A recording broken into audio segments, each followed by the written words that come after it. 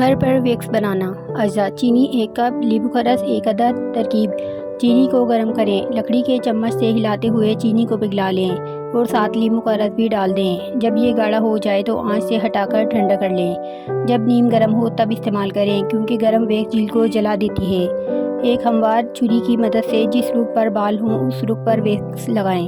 ऊपर चीज़ या मोटे कपड़े से पेस्ट रख कर दबाएं और बालों के रुख के मुखालिफ सिम जोर से खींच के उतार दें। ख्याल रहे कि वैक्स करने से पहले आपकी जिल्द मुकम्मल तौर पर खुश्क हो। अगर ज़रूरत महसूस हो तो टेल्कम पाउडर लगा लें। वैक्स के बाद नीम गर्म पानी से धो लें और फिर कोल्ड क्रीम या लेवेंडर तेल लगा लें। अगर कोई बाल रह जाए तो थ्रेडिंग से उतार लें।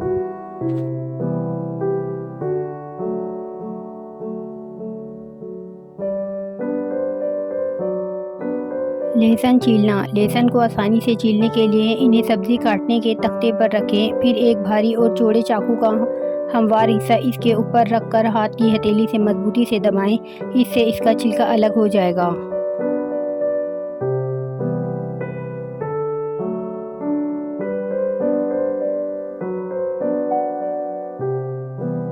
स्ट्रॉबेरीज। अगर 1 किलो स्ट्रॉबेरीज में 2 खाने के चम्मच माल्टे का रस डाल दें तो कई दिन तक महफूज हो जाएंगी। स्ट्रॉबेरीज को कई दिन तक महफूज करने के लिए इन्हें बगैर धोए छन्नी में डालकर फ्रिज में रखें।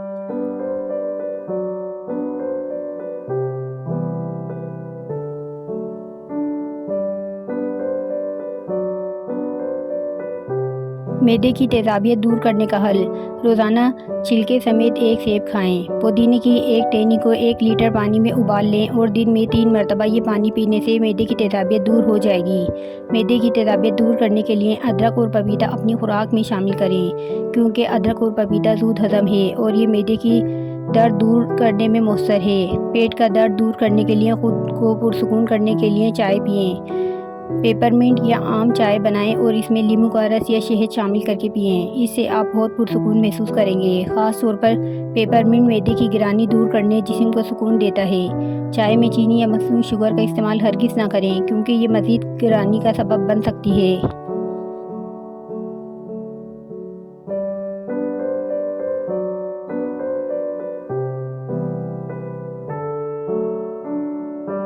सूप की चिकनाई जब्स करना।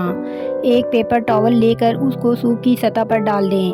पेपर टॉवल चिकनाई जब्स कर लेगा। इसके बाद इसको निकाल कर फेंक दें। एक पेपर टॉवल को गोल मोड़ें। गोल का आखिरी हिस्सा सूप में डालकर उसमें चिकनाई जब्स करें। जब इसमें चिकनाई जब्स हो जाए तो इसको निकाल कर वो हिस्सा कैंची से काट कर फेंक दें और ये अमल दोबारा करें।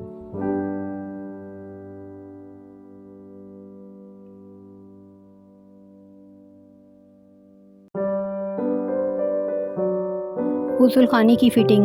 गुसल खाने या बावर्ची खाने की फ़िटिंग अक्सर काली और गंदी हो जाती है। इनको चमकाने के लिए 4 खाने के चम्मच वाशिंग सोडा लें और थोड़ा सा मिट्टी का तेल मिलाकर गाढ़ी लई बना लें। फ़िटिंग पर लगाकर थोड़ी देर के लिए छोड़ दें, फिर कपड़े से साफ़ कर लें, चमक जाएगी। क्रोम के नल पर शावर से साबुन और पानी से निशान साफ़ करने के लिए एक नरम कपड़े को सफ़ेद सिरके में भिगोकर नल वगैरह पर रगड़ें, फिर सुखाकर साफ़ कपड़े से पॉलिश करें।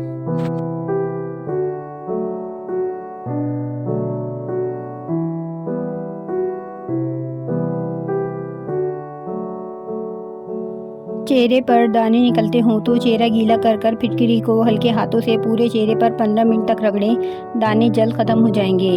सूती कपड़े का मेल। सूती कपड़ों में अगर बहुत मेल हो तो खोलते हुए पानी में डालकर कपड़े धोने वाला सोडा और 1 चमचा सर्फ डालकर इसमें कपड़ा भिगो दें। 15 मिनट बाद साबुन से कपड़ों को धो लें। अगर सूती कपड़े चिकने हों तो भी इस तरह धोए जाएँ तो इनका सारा मेल निकल जाएगा।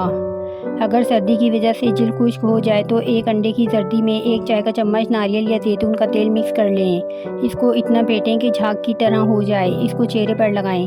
15 मिनट बाद अच्छे साबुन से मुंह धो लें। जिल्द नरम, मुलायम और खूबसूरत हो जाएगी। खाना पकाने के दौरान अगर मोमबत्ती जलाकर चूल्हे के करीब रख दी जाए तो खाने की खुशबू सिर्फ किचन तक महदूद रहेगी।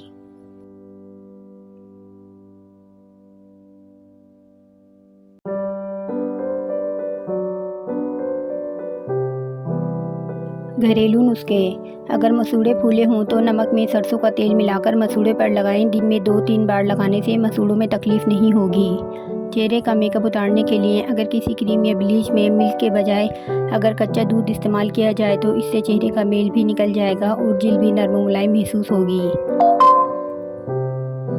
आलू की चिप्स फ्राई करते वक्त अगर कढ़ाई में थोड़ी सी पिसी हुई फिटकरी डाल दी जाए तो चिप्स बहुत खस्ता, कुरकुरे और सफ़ेद हो जाते हैं। कपड़ों पर अगर चाय गिर जाए तो इस पर फ़ौरन टॉल्कम पाउडर छिड़क दें। चाय का रंग कपड़ों पर नहीं जमेगा।